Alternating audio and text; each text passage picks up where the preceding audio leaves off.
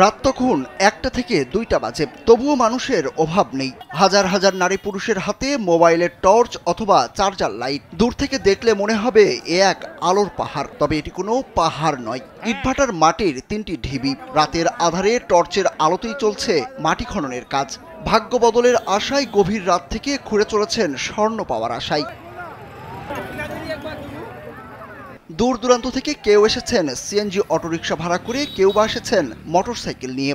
গভীর রাত থেকে বিভিন্ন বয়সের হাজার হাজার মানুষ, কেউ কোদাল, কেউ বসিলা, কেউ বা খুন্তি নিয়ে স্বর্ণের খোঁজে মাটি খনন করতে শুরু করে। ওই ইটভাটায় ভাগ্য বদলের আশায় দিনরাত চলছে যেন মাটি খনন প্রতিযোগিতা। অনেকে পাচ্ছে, পাইলে এই চিল্লান হো পাইছি, পাইলে আপনার 3 ভরি 10 আনা, আপনার 5 ভরি এই ধরনের পাচ্ছে। আর মোট মূল্য আমার মনে হয় আমি যতটুকু দেখছি এবং নিজে একটা বেচে দিচ্ছি, তো ওটা বিক্রি করা হয়েছে আপনার 3,12,000।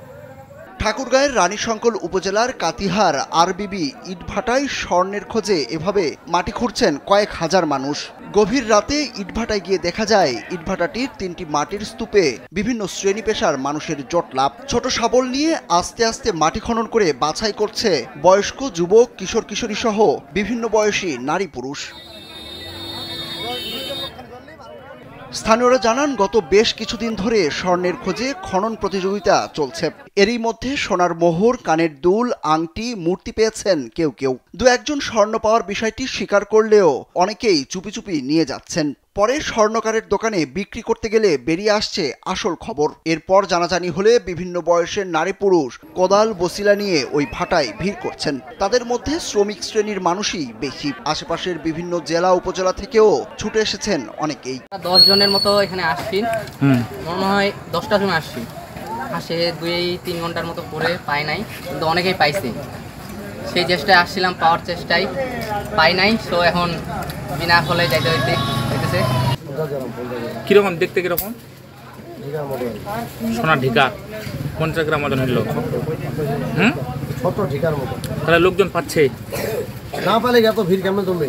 রানীশঙ্কল উপজেলা নির্বাহী কর্মকর্তা রাকিবুল হাসান জানান, বিষয়টি এরই মধ্যে জেনেছেন তিনি। কোনো ধরনের আইন শৃঙ্খলা পরিস্থিতি যেন অবনতি না হয়, সেজন্য ওই এলাকাটি সার্বক্ষণিক নজরদারিতে রাখা হয়েছে। আসলে এই বিষয়টা আমরা গিয়েছি, সেখানে কারো কাছে যে কেউ স্বর্ণ হয়েছে এরকম তথ্য আমাদের কাছে নাই। বিভিন্ন মারফতে আমরা জানতে পেরেছি, মিডিয়া মারফত, যে সেখানে সোনার টুকরা পাওয়া গেছে। তো বিষয়টা নিয়ে আমরা সার্বক্ষণিক খোঁজ খবর রাখছি এবং ওই স্থানটার প্রতি আমরা সবসময় অবজারভেশন আছে, যাতে আইন শৃঙ্খলার কোনো অবনতি হয়।